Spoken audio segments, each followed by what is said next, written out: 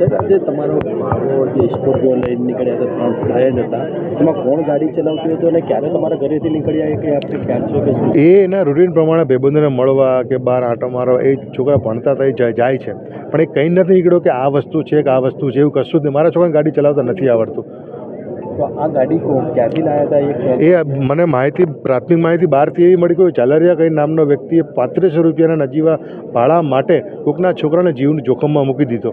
તમારા બાળકની ઉંમર કેટલી છે અને 17 વર્ષ હજુ.